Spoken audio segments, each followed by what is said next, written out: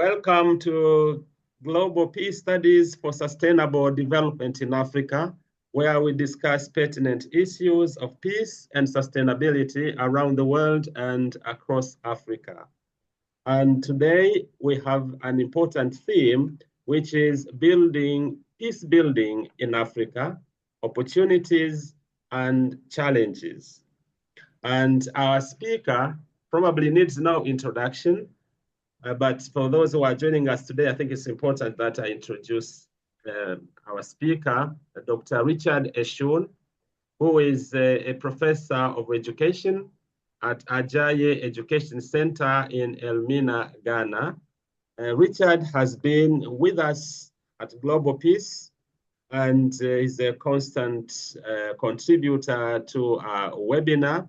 So it's really a pleasure having you, Brother Richard.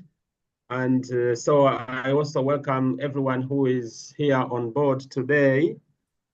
So maybe as we proceed, if you can just also put your name in chat, or maybe also say a bit about what you think the Africa peace building process should move like. That would be good. And so now I would like to welcome Richard. If you could start, please, sharing your screen. And we are happy to see you. And Richard, can you hear me?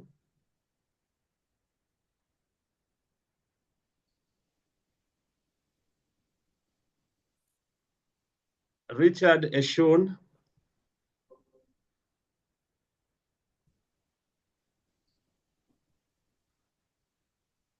It seems he's getting organized.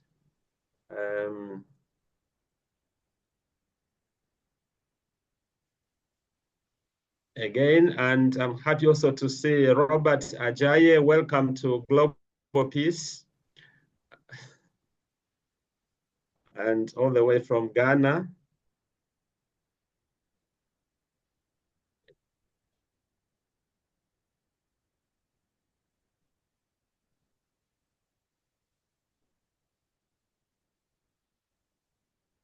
Yes, Richard.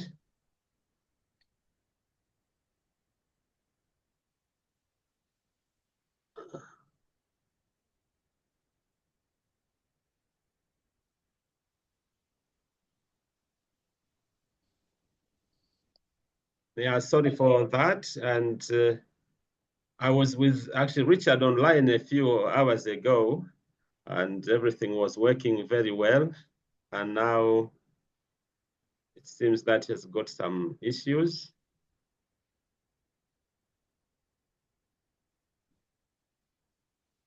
As we wait for him, maybe if we could just make a short, maybe just introduction so that we know who is here today. I think that will be excellent.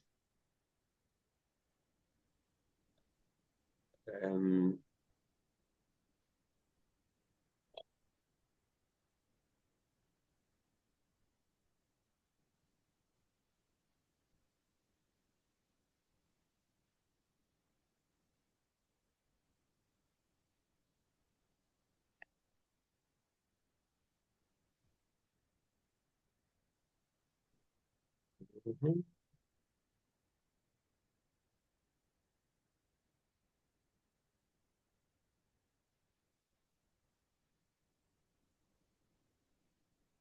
I don't know whether we can just make just a short introduction of ourselves as we wait for Richard to get connected.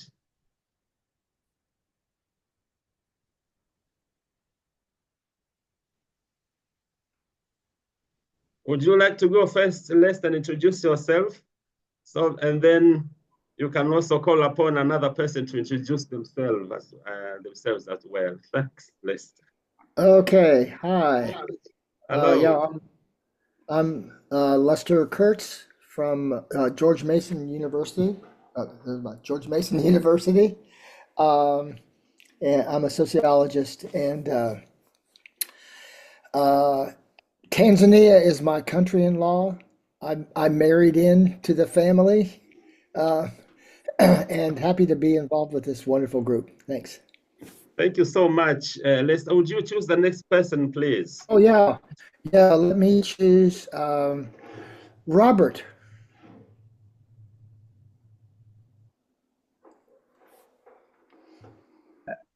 Righty, I'm Robert Adjaye from Ghana, and this today is my first interaction with a group. So I'm yet to learn from the group a bit more about what they do and what they stand for and how to participate fully in its activities. Thank you so Thank you. much, Robert. Welcome. Please choose another person. Nice to see you. Oh, this is a major task. What? Who else is? Who Anyone else? on this. Chip Stewart. Hello. No. Yes, this is Chip Okay. Stewart Yeah. from Hello. New Jersey. Yeah, and I see that Richard might be on. Anyway, I'm a student of Dr. George in a sense because I learned from this. I've been coming maybe for 4 or 5 months and fascinated by all the peace seekers around the world. Excellent. Thank you so much, Chip. I'm also learning a lot from you. And so, Richard, are you able to speak to us? Richard Eshun?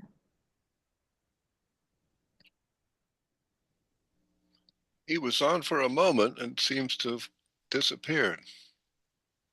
Right. Yeah. I'll introduce myself. I'm Peter Barris. I live in Vermont, northeastern USA. It is winter outside. That is a shot out my window right now. It's a live shot. And Wow. The lens fell out of my glasses first thing this morning. So I trust all of the bad things that will happen today were wrapped up in that one event. I see. Lukong, Chulika.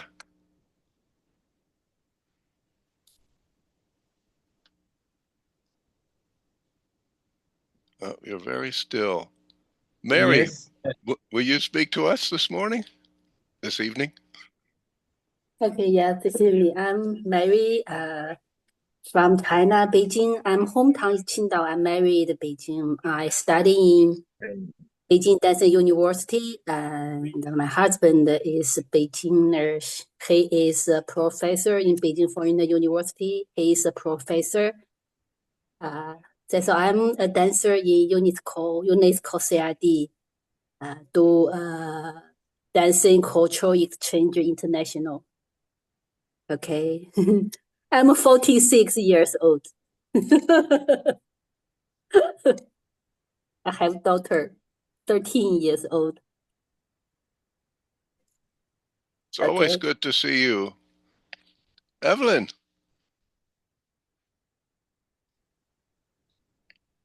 You're muted.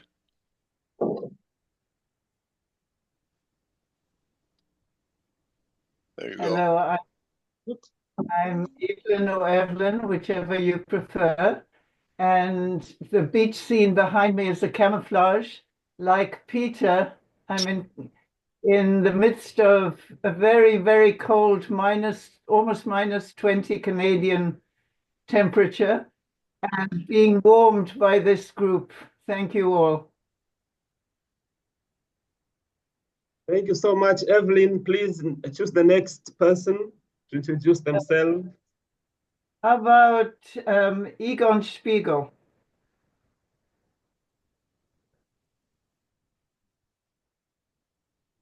Are you there, Egon? Otherwise, how about Lukong? Hi, good morning, good day. My name is Lukong Stella Shulika. I'm currently affiliated with Varsity College in South Africa, that's in Pietermaritzburg. I've been part of this series since 2021, and it continues to be a learning process for me. Thank you so much. Lukon, please choose the next person. Andrew Yebao.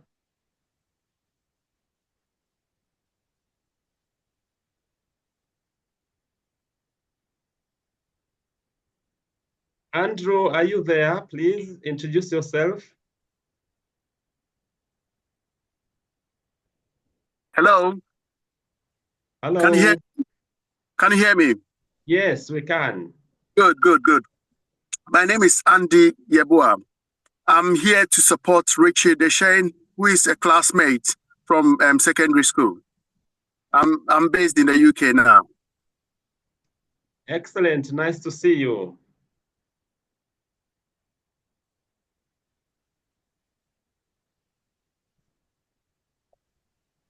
Could you choose another person, Andrew, to introduce themselves?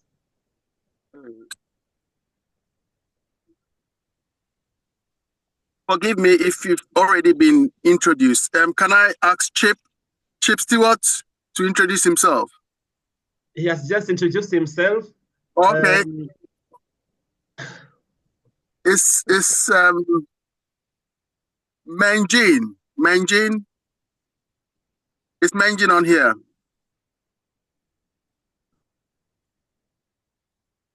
Manjin? Yeah. Muted. Can I call on Roger in Santa Barbara? I think he's not able to speak because of his computer. But Okay. hi, Roger in Santa Barbara. I think he's already introducing himself that way. But he's been with us, actually, yes? Professor Eshun has no sound. It looks as if his video is on and we can't see him. And there's no microphone. So he's probably working on that. Right. I think Richard is here now. Oh. Can I interrupt?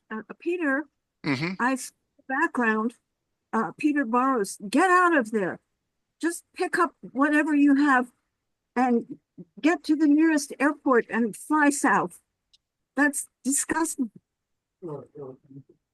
Come to Africa or go to the Caribbean, any place, but get out of there. That's inhuman. How can you do it? I think you must be referring to our political situation. No, I'm looking at that white stuff on the ground. Yeah, the political situation.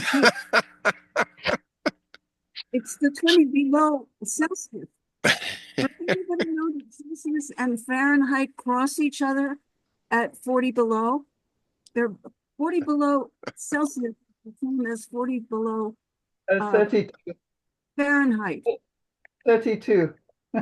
Professor is here. You are visible. Oh, Richard's here? Bye.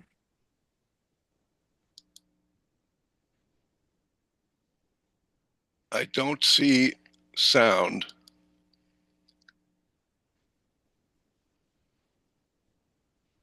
Professor, your sound is not connected.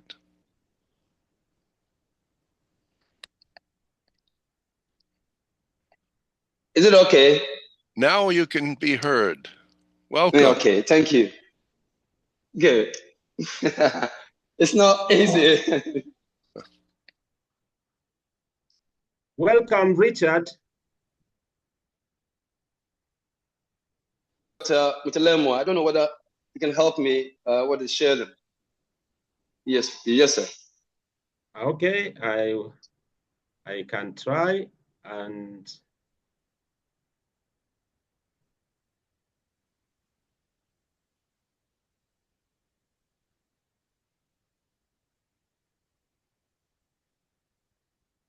Is it working? Or I go straight with my sheet. Go straight, and I'm trying. Okay. Can you see? Yes, sir. Go ahead. I'm trying to share this. Okay.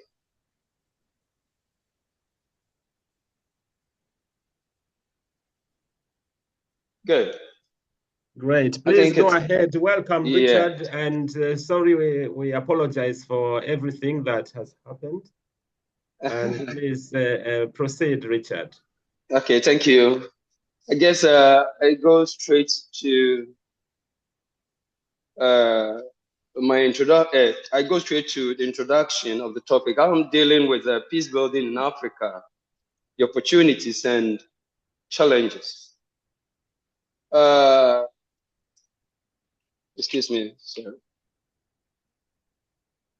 Your sound is very good this time. Okay, then I think I need to use that like that. Okay. Yes, United Nations defined peace building as the creation of structures of peace that are based on justice, equity, and cooperation. The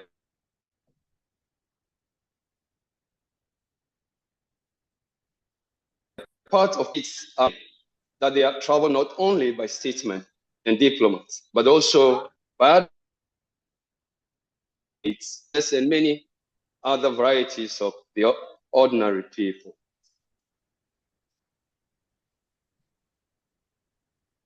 Scholars have contributed to peace building either by tradition or in their broad form.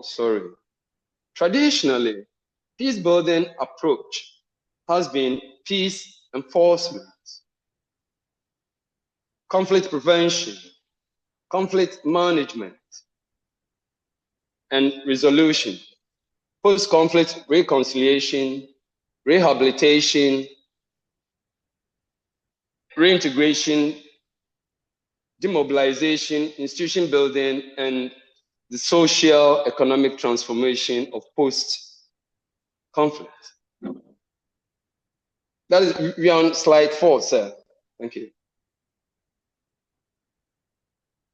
Many researchers dwelled on the methodological, theoretical, ethical, and practical aspects on how peace could be built in Africa.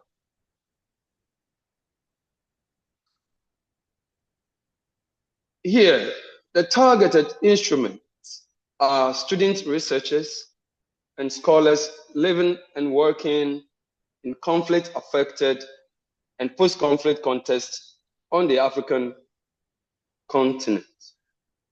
On the ethical and methodological challenges, scholars in Algeria, Burundi, Central African Republic, and DCR Congo tried to link their experiences they had to contribute to the knowledge of peace building.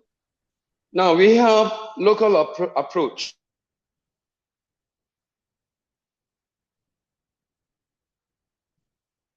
To debate divergence exists to the extent to which peace building is viable, efficient, and well coordinated, designed to respond to conflict, or extent to which peace building is a cover for neo-colonial pacification projects.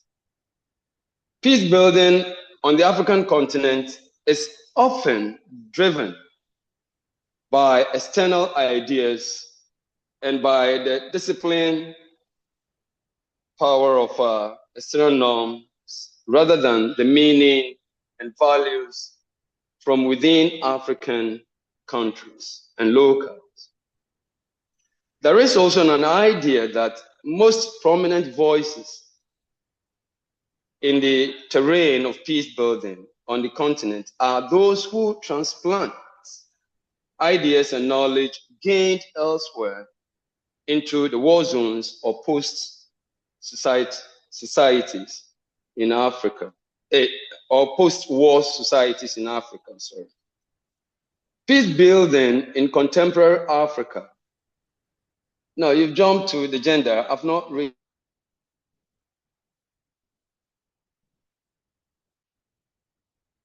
this. Peace building in Africa scrutinizes conventional peace building in countries and societies transforming from conflict to peace contemporary Africa. Omeji in his research stated that African peace building should not be mistaken for the mainstream rhetoric of local ownership that pervades peace building discourse and debate at the regional and international level. Peace building initiative and practice must be implemented in response to micro level inter-community conflict. Dealing with it at macro level, international conflict tend to leave the real roots of conflict, which later regenerate. Indeed, most failures of the regional and international conflict resolutions have been these cause factors. Now to the gender for me. The emergent gender and peace, how do we say gender and peace building in Africa? The emergence and institutionalization of the field of gender and peace building have become relevant in both policy and practitioner side, as well as in the context of research. Most conflicts in Africa demonstrate that while gender identities remain critical, the institutions, systems, norms, traditions, practices, and attitudes that uphold them are equally critical.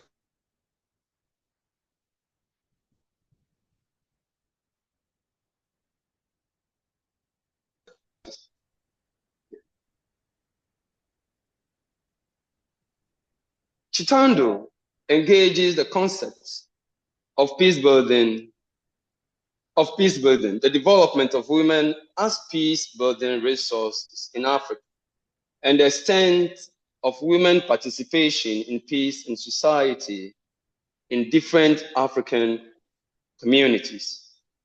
Njiru also cited the example of Kenyan experience as the agency of women community health volunteers who perceive their health work as part of the peace building process in Kenya in a request with African Peace Network, APN. Although there have been factors to inhibit women in their participation to peace building, as it is seen in the case of South Africa peacekeepers deployment in Africa. Indeed, gender can be mobilized to change regional peace building arrangements in specific localities. Women agencies remains central to peace building, not just for the dignity of women, but to harness the transformative potential of women in peace building. Next slide, sir. Natural resources and peace building. Resource disputes and conflicts over natural resources are sometimes ignored in policy cycles and appear to be a good threat to peace, security, and development in Africa. Resource conflicts in Africa are linked to corruption, greed, mismanagement, and a variety of maladies and pathologies in the African state. These have been captured by several adjectival appellations like petrol station, petro elites, resource curves, big oil, oligarchies with disastrous consequences for transparency, accountability, and natural development. The most recognizable context for this tendency is that of the Niger Delta. Next slide, please. Media and peace building.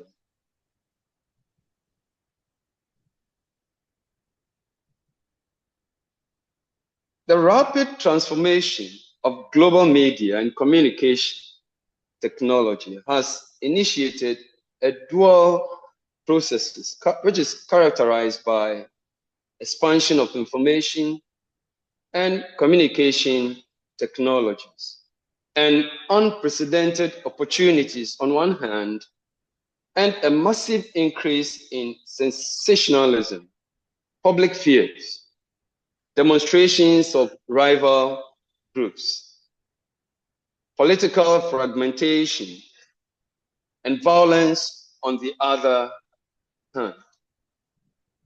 Expectations are right about how those processes can potentially increase understanding among diverse groups and foster an atmosphere of understanding. Undoubtedly, development in the unfolding media landscape pose a challenge to the peace-building projects in Africa.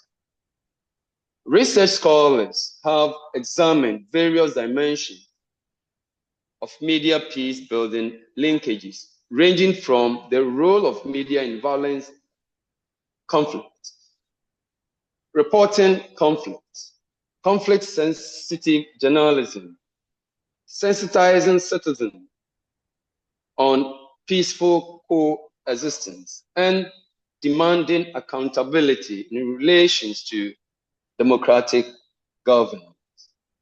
Jacinta, in her book on media ethnicity and electoral conflicts in Kenya, questioned both the traditional and digital media landscape in contemporary Kenya. Many researchers have examined the theoretical and empirical contributions of African scholars from other disciplines to media studies and have advanced the rethinking of journalism in the context of African philosophy of Ubuntu, and by extension, other African philosophers like Utu, which is humanity, and Harambe, a collective responsibility. This was also cited by Ojinga. Some scholars have focused on the issue of conflict sensitivity, reporting by drawing attention to the need to infuse peace-enhancing values, principles, and techniques in training journalists. Ojinga again cited in his work the need to adopt Pan-African philosophy of Utu, Umoja, and Harambe. Next slide, please. Youth conflict, okay. Youth conflict and peace building. Let us, reflect on this. In reality, African continent is marked by youth population. They hold the potential for change in relation to peace and security. This has been recognized by policymakers and policy analysts. It is obvious that youth have dominated in recent waves of social protests, upheavals, and discontent in different parts of Africa. Many of these youth incidences are as a result of authoritarian and corrupt governance, impunity, and the lack of accountability. There have been approaches that draw different disciplinary lenses. Most commonly, youth participate by leading dialogue as well as engage in social, educational, and advocacy activities. Recognizing the role of the youth can play as agent of peace, can help transform the negative discourse that represent youth as troublemakers to agents of development. Now, the next slide, please. No, I think you skipped one. Okay. African Union. Okay. Okay, no problem. Let me go. Let me complete this. African Union also have African Union in Africa. African Union is the best key. It's the best key to peace building.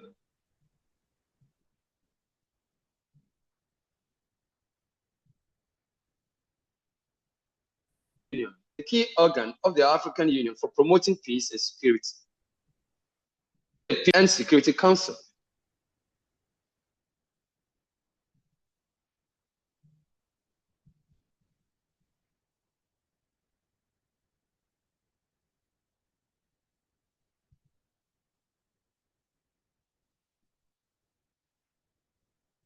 It seems there is an internet disconnection there. We can't hear you, Richard. But so far, he has touched upon a number of interesting issues, starting with gender, so the involvement of women in peace building in Africa, in Kenya, South Africa, and elsewhere. And he has also talked about, I think, the need for proper management of natural resources so that we can avoid what he called the resource curse, because the more resources we have, actually, the more violent conflicts also that we witness in Africa. And has also talked about the role of the media. The media has a critical role to promote peace if the media really sticks to truth, objectivity, and has also touched upon the role of the youth as a force for change. Richard, can you hear me? Seems to be. I believe that, there we go. Can you unmute? Okay, thank you. Okay, I think I am on the challenges at the moment. Challenges, I enumerated just a few. So next slide, sir. Okay. Challenges to manage balance between short-term and long-term objectives. It is found that there is existence of trade-offs between short and long-term objectives in peace building objectives, and the difficulty of making choices that risk undermining some aspect of state building while supporting immediate peace building priorities and vice versa. Lack of shared vision is also a challenge. The coherent natural vision for peace building in Africa is considered priority and a key outcome to political process. But in most cases, the vision either does not exist or not shared with countries or regions. Some of these causative factors were identified as lack of shared understanding of the context, the absence of agreed theory,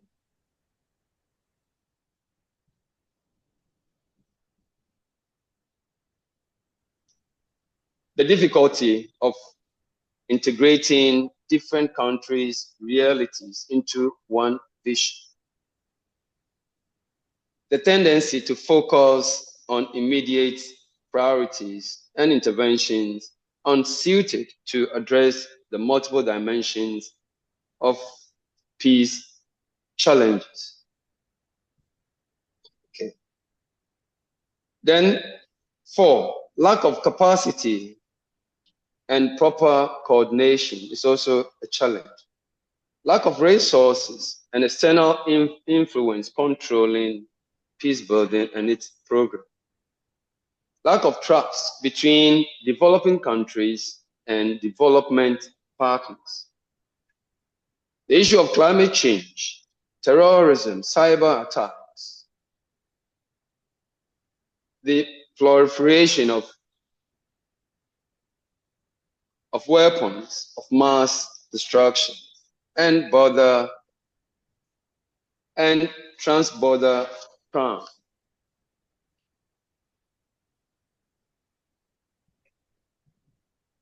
Yes. With all these challenges, we still have some opportunities that can be seen in African peace building processes. Successful peace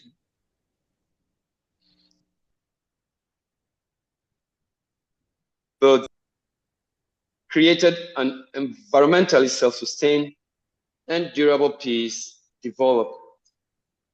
For instance, South Africa is peaceful now. 2, reconciliation of opponents is a key status to peace building and prevent conflict reoccurring. Peace building has been instrumental in integrating societies. 4, it has also been able to create proper rules of law mechanisms for countries in Africa and has addressed underlying structural and societal issues. Lastly, on my sheet, there is also intercultural unity among African countries. Peace building has been instrumental and has given birth to many institutions. For example, MAMA, OPEL, and other UNESCO category institutions. Thank you. Now, I have 3 P's and 4 C's of peace that we need to be considering whenever we are at war. Patience, prosperity, and peace itself. And then the 4 C's. We have contact, correction, conciliation, and communication. On that note, I've ended my presentation. Thank you so much. Any question, if there are, or there is, in contribution? Yeah, thank you so much, Richard, for your presentation. Yes, and thank you for your presentation. And I'm sure there will be questions and contributions. I can see Evelyn. Please, Evelyn, go ahead.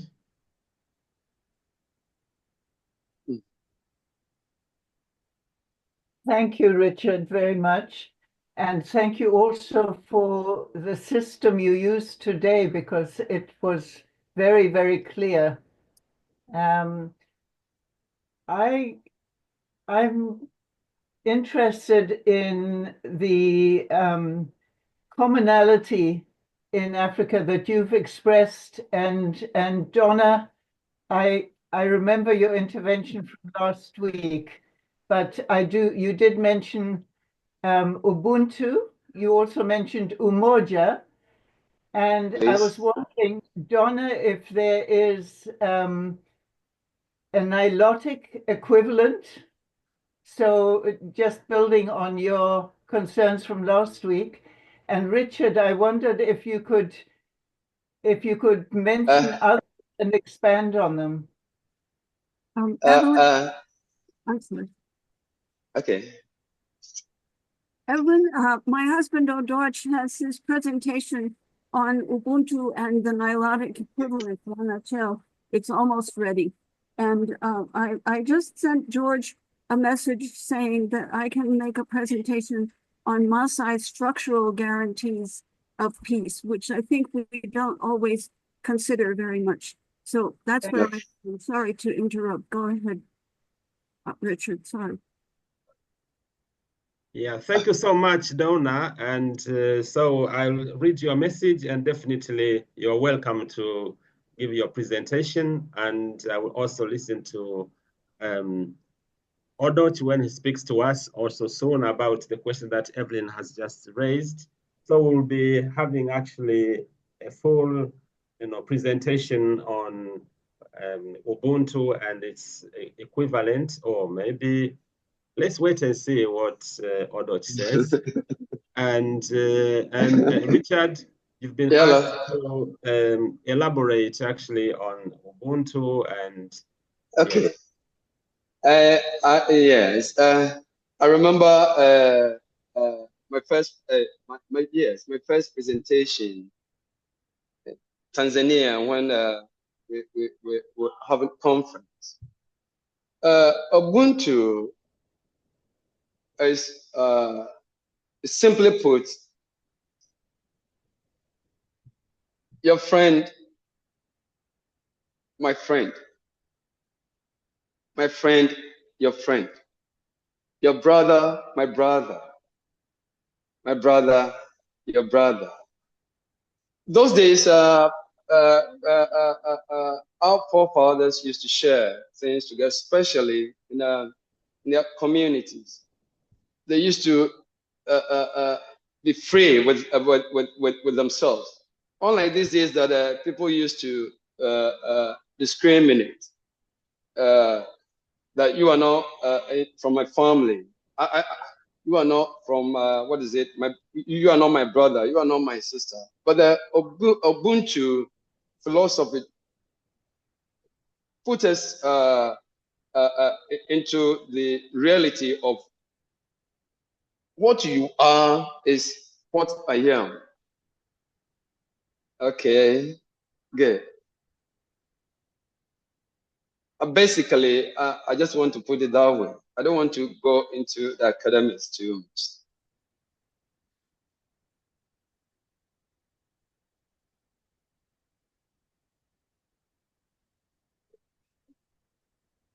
Thank you so much, Richard. Thank you. And let me see whether there is a question in chat. But please feel free to make your own contribution. Joseph Blay, you're welcome. Please unmute. Excellent. Good. Asante sana Ndugu George. So congratulations. Big congratulations to my brother Eshun. Yes, Father. I'll be there. So I'll be there right from the beginning, even before you came in. So congratulations. Wow. Yes, that was a wonderful, splendid presentation. Okay. And I'm happy about the philosophies that you mentioned, that yes, if we were to leverage the African philosophies, that could help us also to really build the peace that we are looking for. And I think one of the philosophies in relation to the East Africans one that you used, I think surprisingly all that you mentioned are East African, Umoja, Ubuntu, Ubuntu, and then the Harambe. Yeah, Harambe, okay. I remember Baba Moy from Harambe. But I think we have also one of the Ghanaian philosophies which we see in the Adinkra symbols, where you have the crocodile. We have 3 crocodiles which are joined. Today it will be like the Siamese twins. So they are joined at the stomach with one stomach. So you have 3 heads and they are all joined in the stomach. And the wisdom that our ancestors had is that when we have one stomach, we don't fight over the food. Because whoever eats the food, it comes into the same stomach. So that was a wisdom that really built peace. So if my brother has taken it at the end of the day, if he has taken this one, I go there, he'll give me something else. Okay. So that was a beautiful wisdom that we use. It's a difficult word in the called the funtumam fum denchem. Funtumam Yeah, I fum. remember you did that in Rome some time ago. Yes, yeah. Okay. So we can just say that the three crocodiles joined with one stomach. So that is also one of the wisdom, the philosophies which can be used in Africa to build the peace we're looking for. Yeah. Excuse me. I've seen my boss online too, Engineer Dr. Adjaye, Adjaye Education Center owner. Sir, I think he's on the line. So I'll be glad. Okay, no problem. So thank you very much. Okay, Doc. thank you so much, Father. Father Dr. Reverend Dr. Blay, thank you so much. And if you could, Joseph, if you could just put that one in chat, and we try to read Ghanaian, that would be nice. Actually, we can also read more about it. Sounds very nice. These three crocodiles with one stomach, or connected as well. Yeah. Thank you so much, Joseph. Magdalene, you are welcome, Magdalene. Yes, thank you very much. You are welcome. Good afternoon, everyone. Good afternoon. Good. I'm so happy to be here today, and thank you so much, Prof. Richard. That was a very beautiful presentation. And thank you. Was stressful. Thank you, Prof. Joseph, for your contribution. So I just remember I was recently in my hometown in the village. And we also have that in Nigeria, specifically to my culture. We call it etiwem, good living. So in every household, there has to be etiwem. Etiwem is to be good to one another, to be able to share. And sharing was not just within the family, across the community, that one person cannot eat and another person goes hungry. So if your house is on fire, the entire neighborhood builds you another house. If there is something going on if there's a crisis in another household, the entire community comes together to try to solve that issue. It is not like what we have today where you don't even know your neighbors or who is even living next to you. And I just want to thank you for this presentation, because even I would say in my generation, we're not practicing this anymore. We are not in touch with our roots. And I think that is really what helped a lot of conflict resolution as against today and what is going on in Israel and Palestine, what is going on in Sudan and all of that. So I was just thinking and learning that perhaps how do we apply the Ubuntu culture, the etiwem culture, the one stomach in the context of crisis across Africa and even the world. Thank you so much.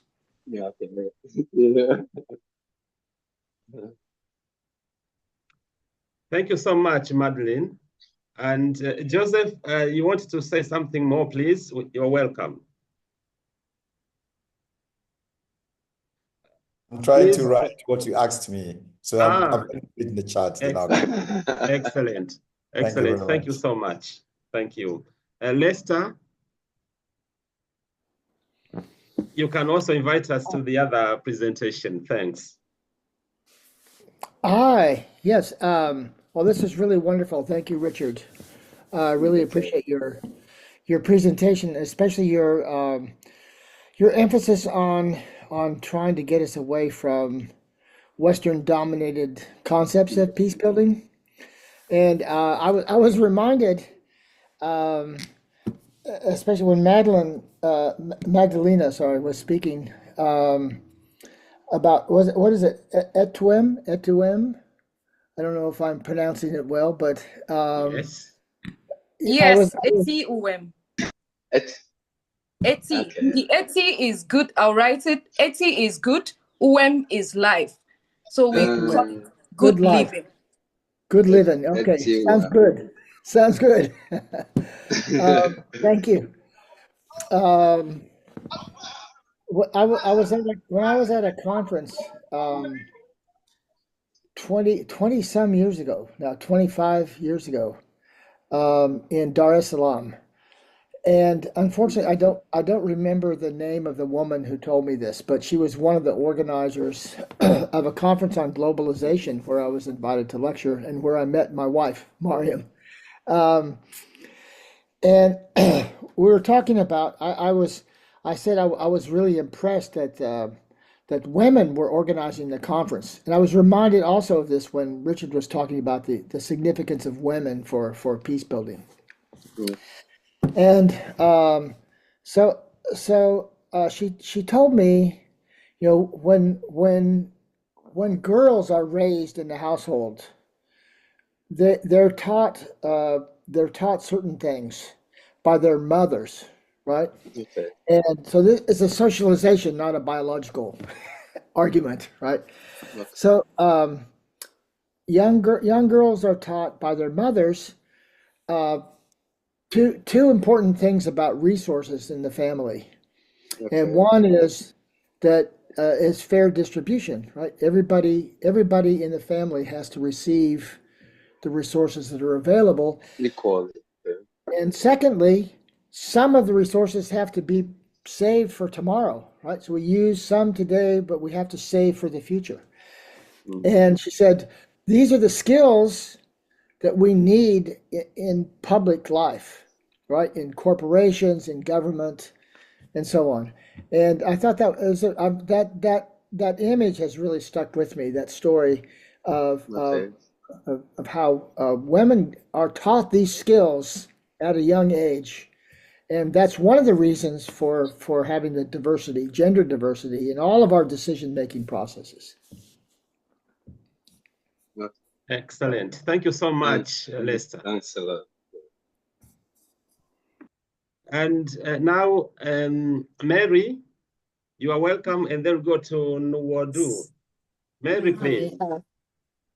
Thank you so much.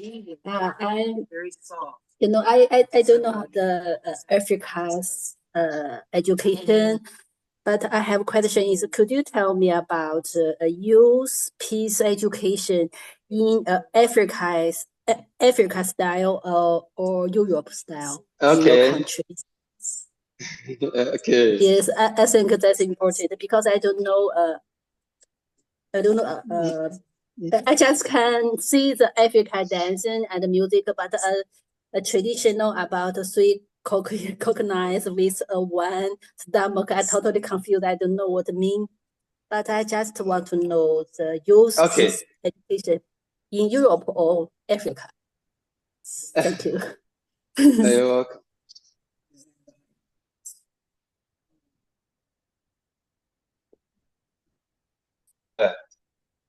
In Ghana, is anybody trying to? In Ghana, like any other country, more often youth performances are somehow interesting that people, especially the aged, like them very well. So their involvement in advocacy, their involvement in youth programs, it calms them as not to grow to become violent. Are you okay?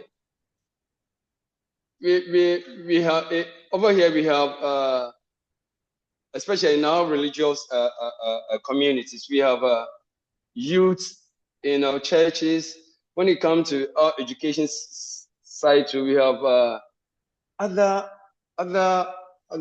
groups that are mostly youth involvement.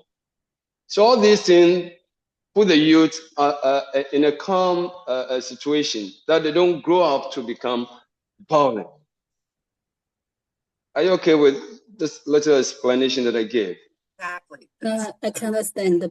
I just say in China, Beijing, my daughter in school, the education piece in China way, sing China song, dancing China dancing, the thinking about China in peace. I just want to know your country, Ghana, is the education use in your tradition or sometimes in the Europe style. I just want to know this. Thank you. Oh yeah, just as in that looking at the nature of children, it's their style what is it? Global. Their behavior, their attitude look alike. So just as you said, they like in China, youth in dancing, and they like it. Over here too is the same thing. Some of them will like to convert where football is, and when they watch football, they are at peace. Some of them will want to maybe get to the cinema. When they watch, they become happy, and they are at peace. That is how Africa too is, or Ghana, to be specific. Thank you. Yeah, thank you so much, both Mary and Richard. And now Unuwodu. Yeah, thank you very much. Hope you can hear me clearly. Yes, can hear you. Yeah, thank you, Richard, for the presentation. And thank you too. I am a Togolese. I do live sometime in Ghana. Sometime I met George in Germany when he came to Paderborn to Maren season. Don't know if you remember. And yes, what I do. makes me more, yeah, okay, thank you. Sometimes I'm so anxious. I ask myself, it's just an utopia. Talking about peace. When 2 or 3 years ago in Ghana, there was this movement of Western Togoland with a lot of violence and a lot of arrestations. And we all know the story behind the border between Togo and Ghana. And then I'm so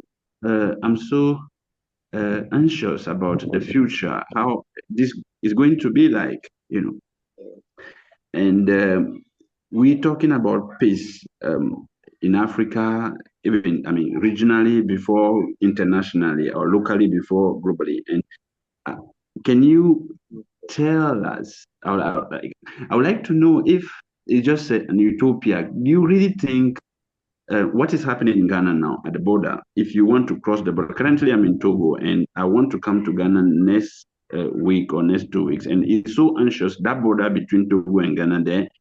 What happens there is just very, very dramatic. If you don't want any problem, then you just have to drop all your money in their hands and then before you go. And I am always wondering how secure are we when we talk about peace in this Africa, and especially talking about Togo, Ghana, and then the people of the Western Togoland who always consider themselves as completely neglected by the administration in Ghana. Do you think that is really peaceful there in that situation? Okay. I believe if we drive around peace building, we are not fully assured of getting the totality of it. At least there may be a portion that may look a bit crucial to the context that with which we deal. So Togo border, as you said, I believe maybe just recently that they made visa free, that people are are behaving that like that. I don't know, but my area, it's totally free where I am, and even so. I think something must be done. I will not just go straight to say that something must be done. And such people are those who found it difficult to cope with academic issues in school and then became dropped out, or maybe were not able to further again to have a guided worksheet in their hand. So I think the address is being made. Free education, some are even saying to even the tertiary level. So those coming are a bit secure to make the total peace that we want to achieve, to be achieved. Thank you, sir. Thank you so much, Richard. Peter, you're welcome.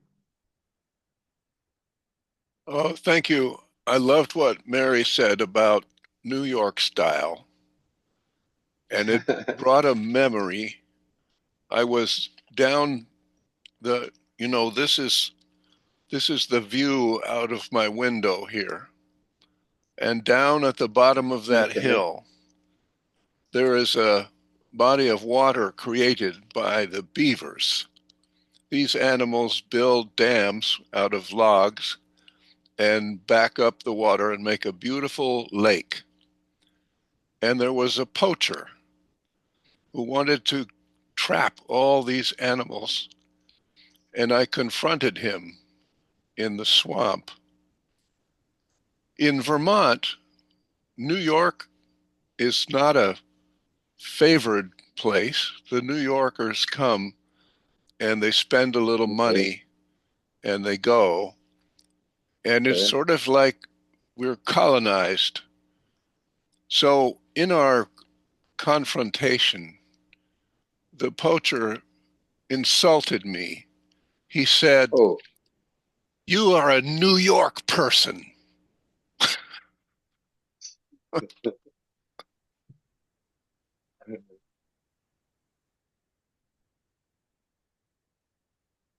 New York. Thank you so much, Peter, for that. And I can see in chat that List has also put this new book by Thomas Duffin on the 99 Names of Peace. And we can also create now a list, as Donna has put it, on the words that are synonymous to Ubuntu and so on. Roland, you're welcome, Roland. Thank you. Yeah, my mate. Thank you so much.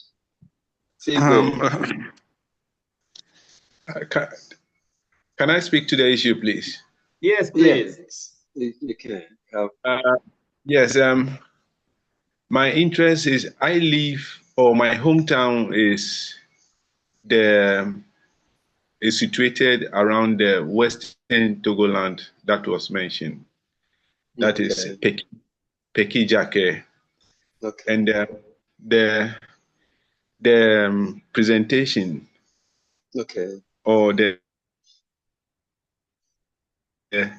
question that one of our brothers asked, Professor, I want to make a little contribution to that. I think that particular, there's some amount of peace in the Togoland. We don't have any issue. It was just some few people who think they know the history and they want to claim that land. They want to claim that part of the country from Ghana. But when you look at our borders from the north to the south, there is some amount of peace. I mean, there is peace. there are free walking areas from Ghana to Togo, where you not even see a military person. I entered from the top. So I think that there's some amount, there is peace actually in our country, but maybe there are some selected few. So that is route entering Ghana that you may face a problem. So I say that, and we when you go to that, he also mentioned the issue about development.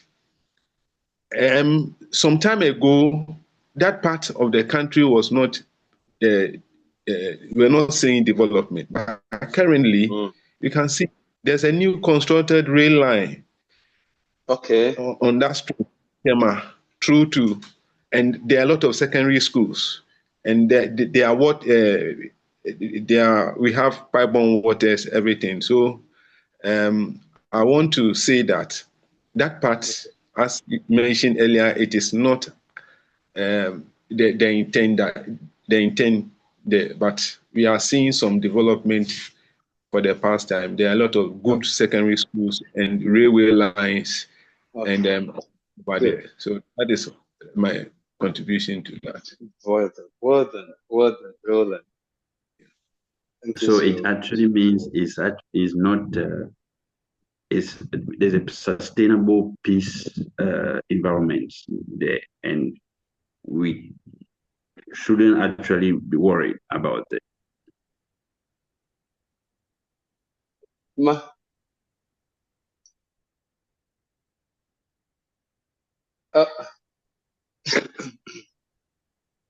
Roland, would you want to? Because the question is that wasn't the first time. I didn't hear you. I didn't hear you well. Okay. I said the 2 or 3 years ago, that wasn't actually the first time such thing emerged. It happened before in the past, right? In 2017 too. So are you okay? Do you mean I think the network the same? Please complete okay, your now, thought. No, Wadu, please complete your thought. Yeah, I was actually relating to what Professor just said, or I mean said Chimay just said. Okay. Yeah.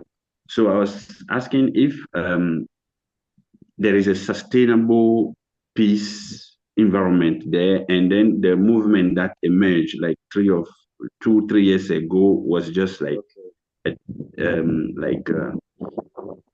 a neglectable thing, because I think it was there before in 2017 too. There was a same situation then, plus the latest one. So do you mean it's not something very serious? Yeah. Yes, currently, that's why I'm saying that I came back from the village just last, and what happened 2-3 years ago was a political situation. At the time, we were about to do some registration of Ghanaians for our political for our elections. So what was that? The incumbent at the time thought that they will allow people who are Togolese enter our borders to register for the opposition party. So a lot of military were deployed there to make sure they manage that situation. But after that, even the recent election we had in the registration, no military, nothing was involved. So there is currently, and for the past time, sustainable peace in that community of our Ghana Togoland situation. You understand? So I want to say there's a sustainable peace. I want to allude to it. There are people, the farmers are working in their farms closer to the borders, and there is no situation. Currently, what I would say, I also come from a community where we have some rivalry. That is the Peki and the Chito people. You see, and even that rivalry, that one also, there's an amount of peace. We are not hearing of people killing people because of Any land longer. and the woman any longer issue. You see, so I would say that when you are traveling, you only see borders and everything is free. People come in and they go. There's a sustainable peace. I want to allude to that. Thank you very much. All right. Great. Thank you Thank you for so allowing me much. to contribute. Thank you so much. Platform. I'm well glad. done. I want to thank my classmate also. Yeah, senior high, Wonderful senior presentation. high school. I sat Well in the done. same class. The same class, I remember. Yeah.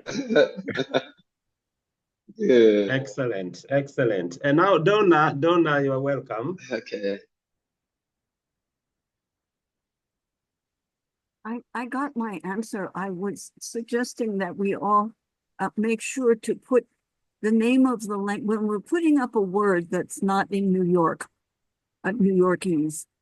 We should be putting the meaning of the word in New Yorkese and also the language that it's coming from. I hadn't seen for Amedzro, I had not seen that it's an Ewe word, Ewe, which I can't pronounce correctly. So, and I'm a New Yorker, so I can take that language easily, but I like to know what other languages are out there. It's just a reminder for all of us. Yeah, that's a great point, Donna. Thank you so much. So if we write a word in a language that is not very familiar to others, let's try and put the meaning and translation into English, as well as say which language it comes from.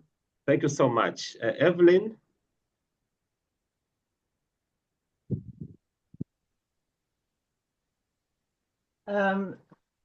Please let me know if I'm taking the conversation into a different direction and whether this is a discussion for another day.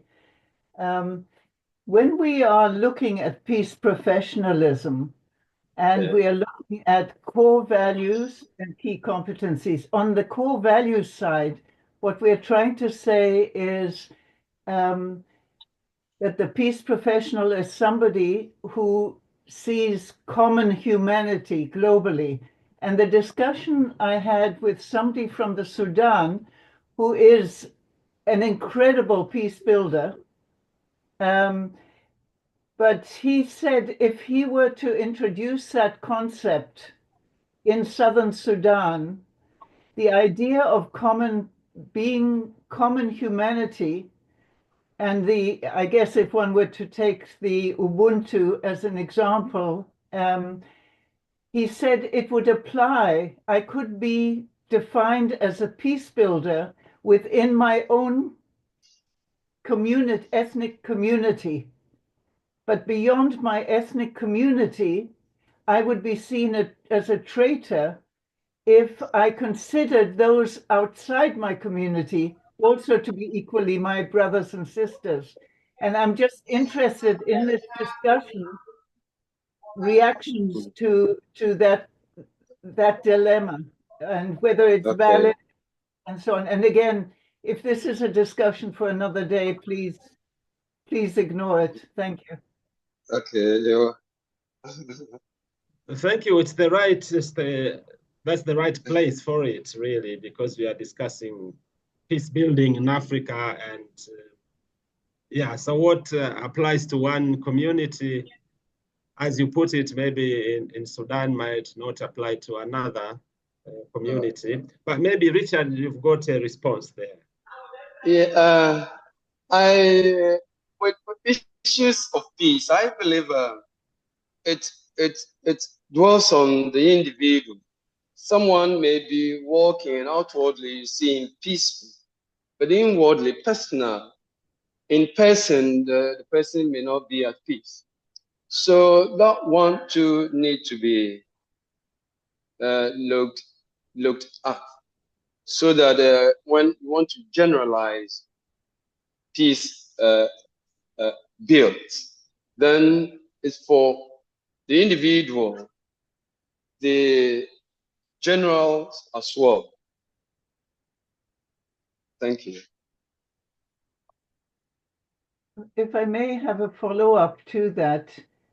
Yes, yes, please. Is this, would this apply elsewhere, the same phenomenon that you are a brother and sister to everyone in your community, but you may have traditional rivalry and therefore are not a brother and sister to the other community? Is this specific to that South Sudan context, or does this apply elsewhere? Let's see this.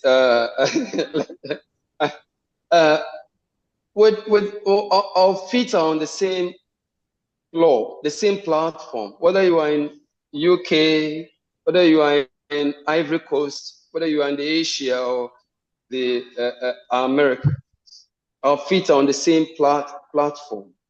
Therefore, we share a common relation. Are you okay?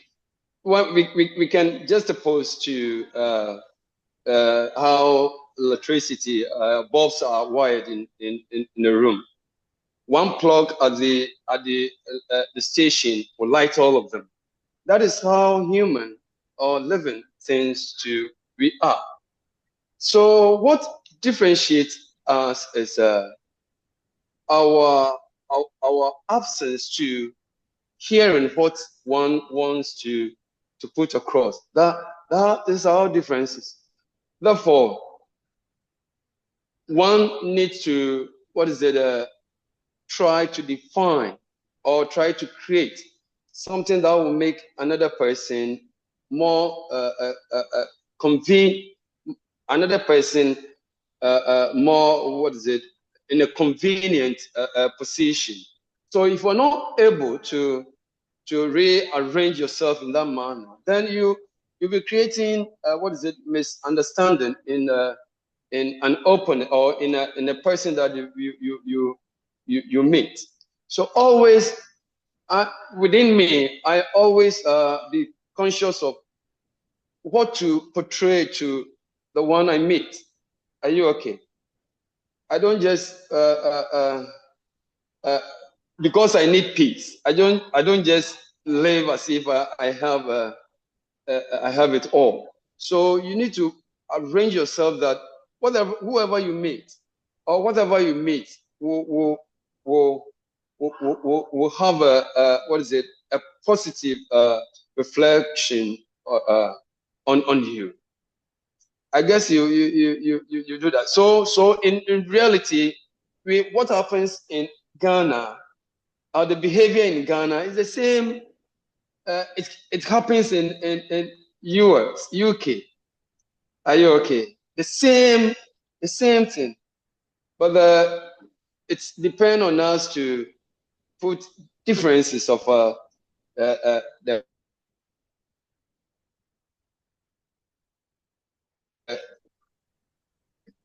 All right, Richard, let's see whether we can also get some more inputs from Odoch. Yes. Please, Odoch. Or Donna, and then Joseph. Yes, Odoch, I don't want to please. claim good knowledge of what is happening in Southern Sudan. Okay. But my reading is as follows. Okay. I think a significant reason for lack of peace in Sudan is historical. Okay.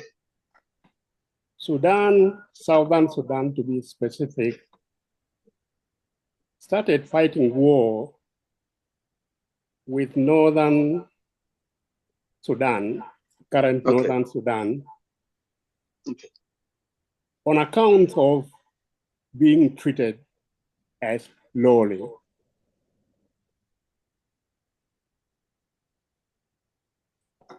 Today's reason, possible reason, I cannot claim reason, but possible reason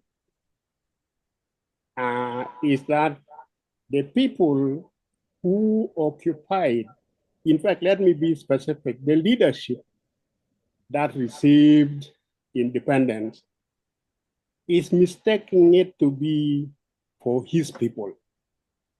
His specific group of people in Southern Sudan, rather than the entire country.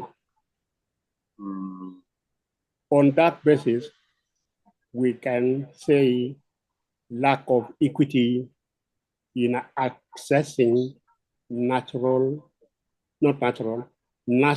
resources. I think there was a diagram you used some time ago, which was talking about struggling for resources. Was it something like that? I think that's what is happening. I think. I cannot claim knowledge. So I will mention this again when I hope deliver sometime next week. I hope I will mention this so that I have a little bit of time to work on this and try to get more fundamental reason why this is happening. You know that Western Equatoria has declared independence? Is that the reference?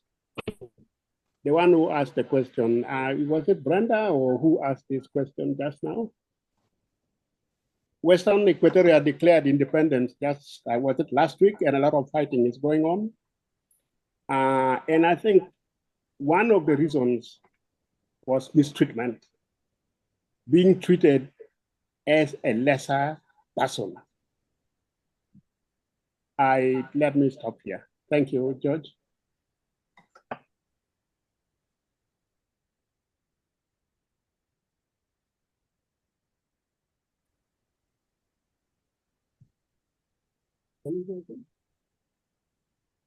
Nope. Make your hand, honey. I did. George, you are muted. Sorry. George, you're muted. Yeah, thank you so much. I was asking whether Donna has something to add to that. I keep forgetting it, George, but I wanted to point out, Eshun was saying something about people fighting other people. I forget what he said, but in one community where I have lived, by the way, I lived 40 years with Maasai, and then 5 years prior and after that with Ambagusi.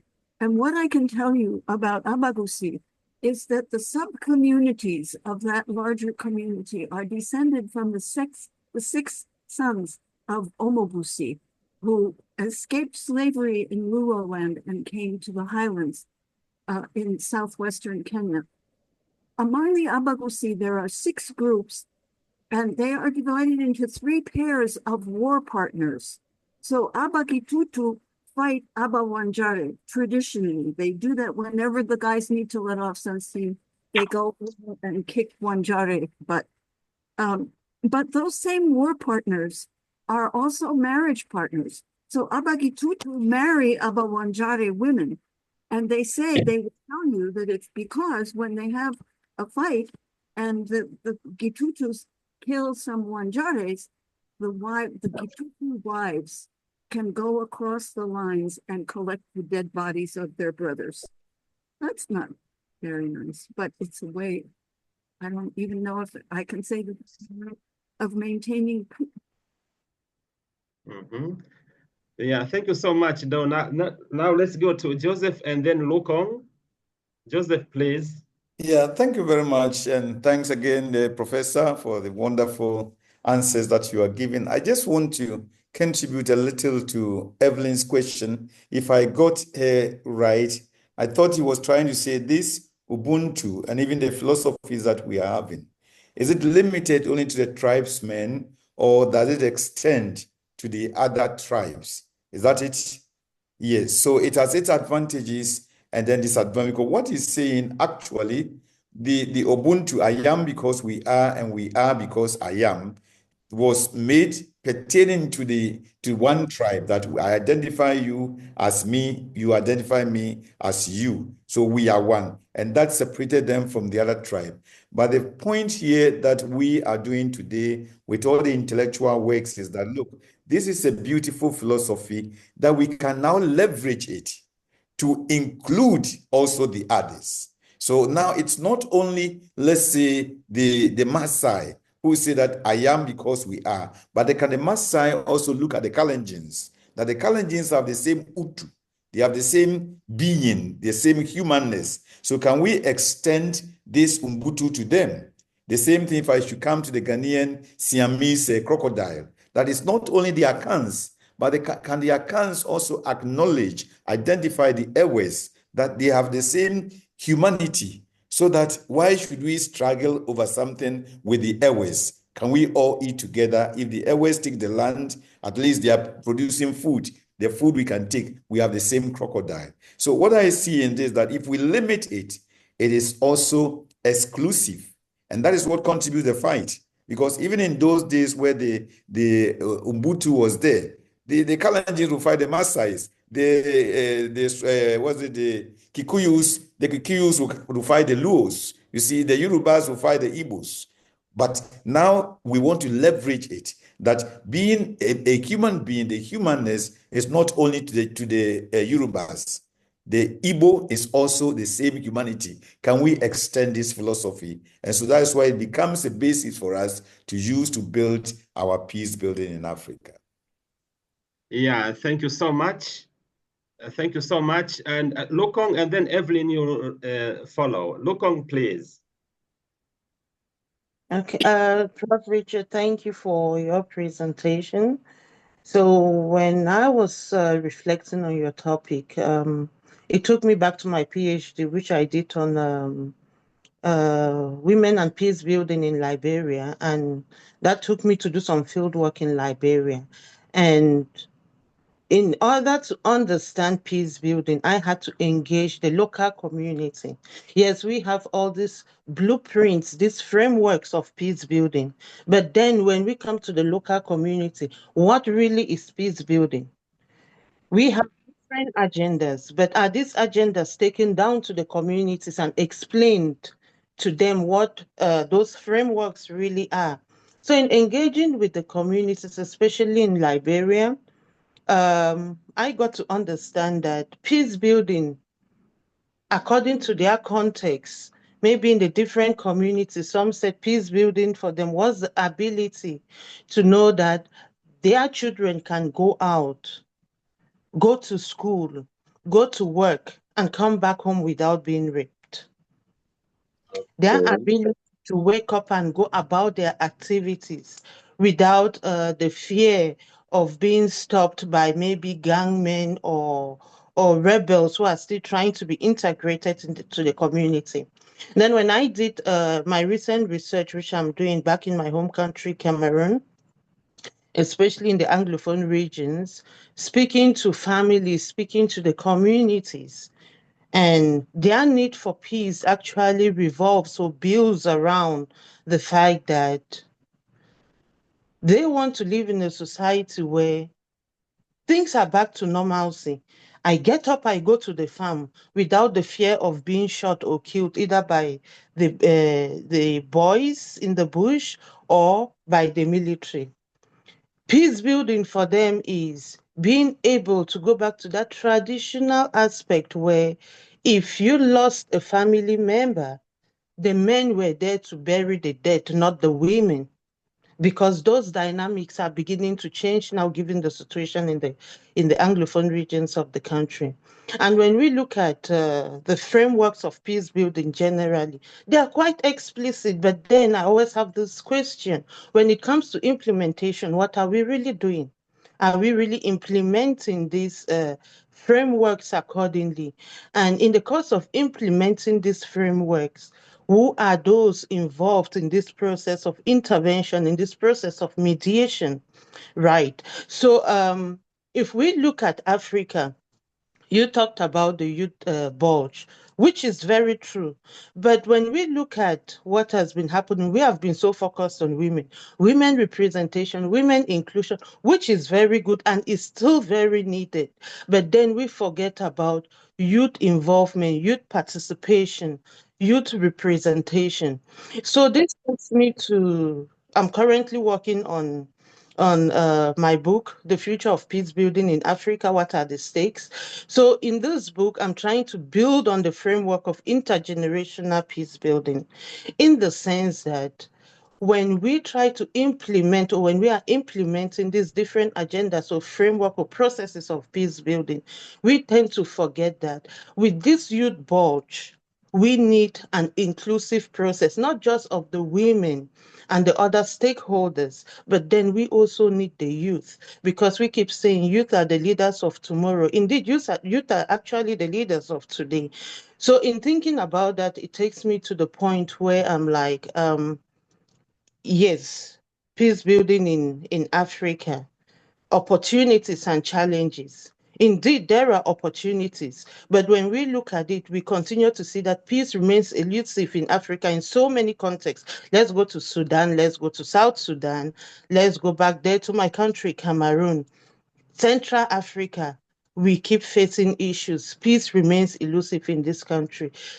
So then my question is, do you think that in order for us to build the future of peace that we need in Africa, we need to start engaging the more. We need to rethink the structure of African leadership because it tends to exclude the youth. That's why we now have resurgence of military coups in Africa. When we look at Burkina Faso, right? Traore, when I look at Traore, I say he is the future of Africa because he has decided to take the bulls by the horn and say, you know what, I am going to build my country. I'm going to ensure that my people live in peace, witness peace, experience peace. So when we look at our African context and the whole political scenario, so do you therefore think in order for us to achieve the peace that we need in Africa, we need to go back and rethink the leadership structures in Africa in order to attain sustainable peace in our continent? Yeah, thank you so much, Stella. And now I would like to, Evelyn, you wanted to say something, and then we'll ask Richard to conclude. Yeah, Okay. welcome, Evelyn. Actually, it's all right. I can have the discussion offline. Thank you. Yeah, thank you so much, Evelyn. Richard? Okay, I think I would want to give a brief, reflection on the question my sister just put forward. Yes, it is true that we need to rethink about how our leadership systems are. But we shouldn't forget that whether we put the younger ones, I'm a youth, I am a youth, but I reason around something. If we put the youth there are still the aged ahead of us.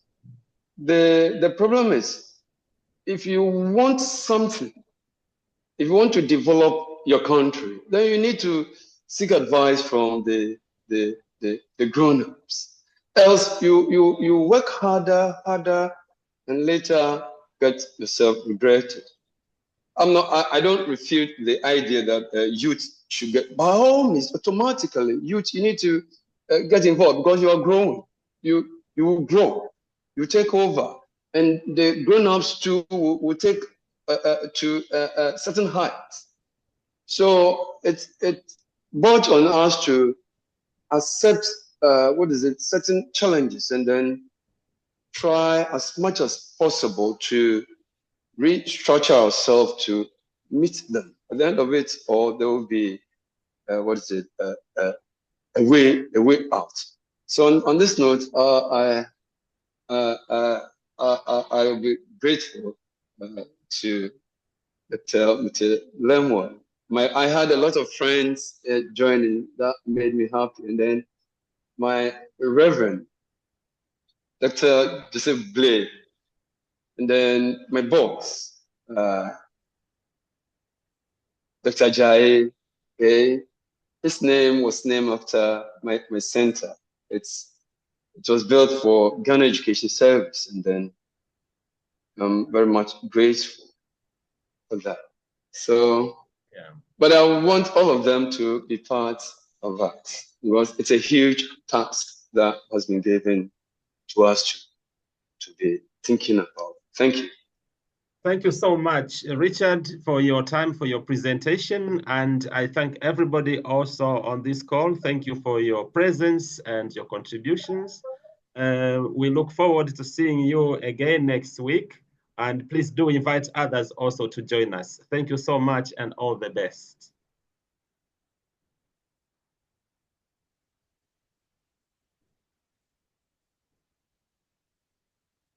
Bye. Good. Thank you, Richard. Bye. Bye-bye.